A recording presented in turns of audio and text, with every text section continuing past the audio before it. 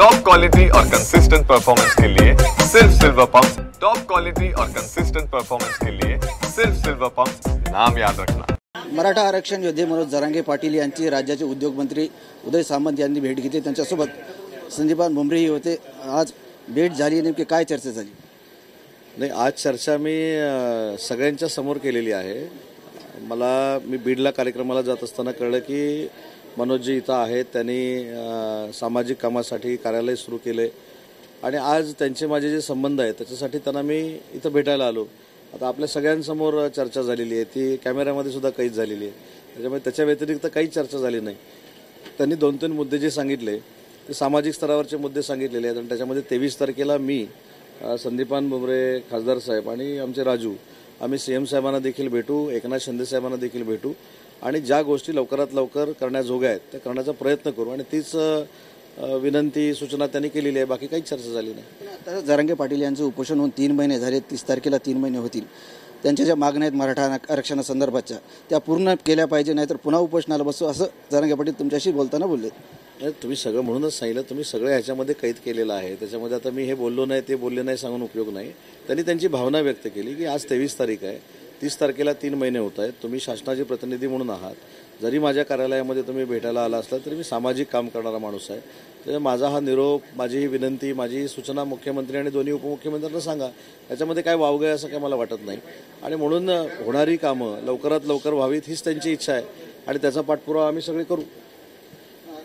शिंदेसाहेब मुख्यमंत्री होते त्यावेळेस मराठा आरक्षण संदर्भात तुम्ही चर्चा करायला यायचे, शिंदेसाहेब पॉझिटिव्ह बोलायचे, त्यावेळेस अनेक प्रश्न मार्गी लागले, परंतु आता कुठेतरी त्या प्रश्नांना खीळ बसली आहे किंवा ते प्रश्न पुढे सरकत नाहीत असं माझं मत नाही आणि मनोजजींचं देखील तसं मत नाही। कारण त्यांचं उपोषण सोडवत असताना त्यांनी आता मला स्पष्ट सांगितलं की राज्याच्या मुख्यमंत्र्यांनी देखील त्याच्यामध्ये लक्ष घातलेलं आहे। काही वेळ पाठीपुढे होत असेल, परंतु मनोजजीने ज्या केलेल्या मागण्या आहेत त्या संदर्भात आम्ही 23 तारखेला भेटून मी 23 तारखेला रात्रीच त्यांच्यावर बोलेन काय काय चर्चा झाली।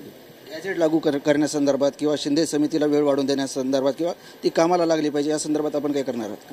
नाही, त्याच सांगितलं, त्या मागण्या त्याच्यामध्ये आहेत, त्या संदर्भातच 23 तारखेला आम्ही भेटू आणि महत्त्वाचा मुद्दा त्यांनी असं सांगितलं की म्हणजे तुम्ही पण ऐकलेलं आहे की या संदर्भात जे काही शासनानं करतो म्हणून सांगितलेलं आहे, गुन्हे मागे घेतो म्हणून सांगितलेलं आहे, ती अजून फास्ट कारवाई होत नाही। शिंदे समितीचं काम सुरू झालेलं दिसत नाही किंवा कमी प्रमाणात आहेत, काही अधिकारी जाणीवपूर्वक काही गोष्टी अशा त्यांच्या भावना आहेत आणि शासन म्हणून असेल, मित्र म्हणून असेल, त्यांनी माझ्याकडे मांडले आहेत, मी त्या मुख्यमंत्री आणि शिंदे साहेबांशी बोलेन। नक्कीच।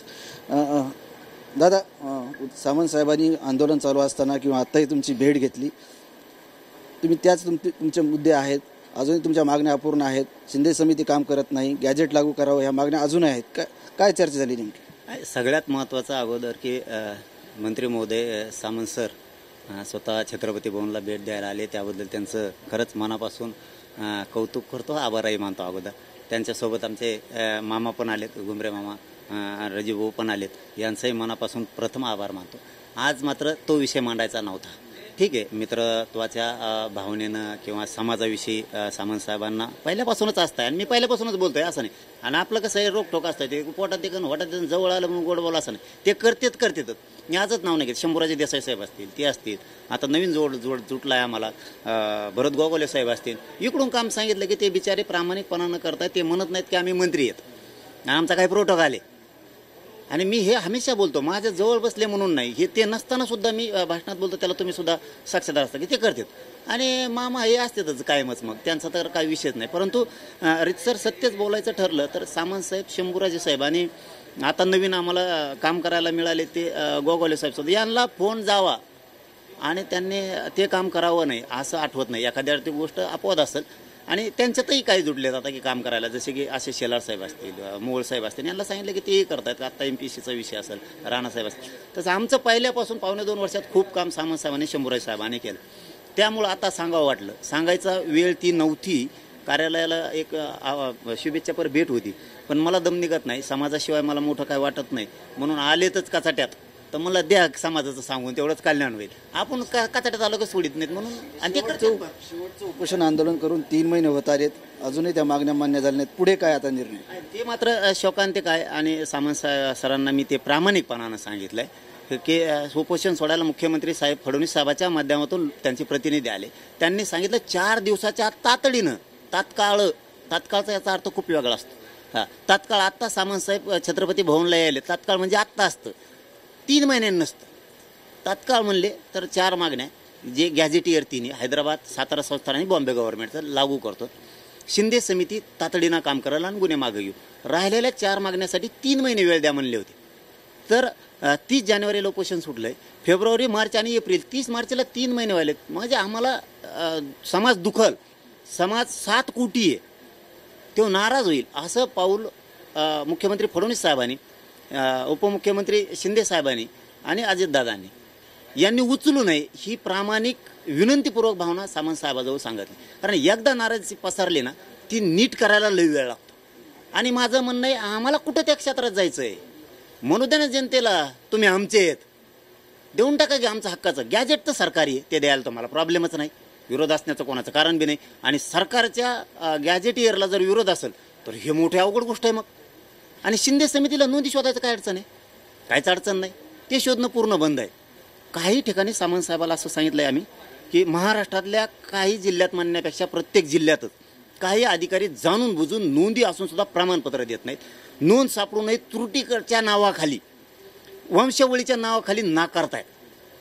काही ठिकाणी व्हॅलिडिटी जाणून बुजून देत नाहीत. म्हणजे जातीनं थोडेसे काही जण बरबटलेले असतात. काही जण, काही ओबीसीचे असू द्या किंवा मराठ्यांचे असू द्या किंवा कोणत्या जाती धर्माचे अधिकारी असू, ते असले ना धनादन देऊन टाकते. ते म्हणजे लेकराचं कल्याण होण्या एखाद्याचं. आम्ही मात्र ती तक्रार सामंत साहेबाच्या माध्यमातून मुख्यमंत्री आणि दोन्ही उपमुख्यमंत्री करणारे हे अधिकारी जाणून बुजून यांना निलंबित करा. आणि जर यांनी 30पर्यंत नाही केलं तर 30 तारखेला मी जाहीर करणार आंदोलन. मात्र मी सामंत साहेबाला विनंतीपूर्वक सांगितलं मग मात्र आम्ही रोखणार नाही, तर आम्हाला रोखू पण नका. कारण आमच्या लेकराच्या आयुष्याचा प्रश्न आहे. आम्ही जर आंदोलन उभा केलं तर आम्ही थांबणार नाहीत. आणि तेवढा शेतकऱ्याचा प्रश्न मात्र घ्या. तेही एक नवीन निरोप चर्चा करताना सांगता नाही आला. ती कर्जमाफी करू म्हणले होते, तेवढी मुख्यमंत्र्यांना सांगा की करा. गोरगरिबांच्या लय हाल आहेत शेतकऱ्यांचे, करून टाका तेवढी कर्जमाफी आणि त्यांना मालाला भाव द्या.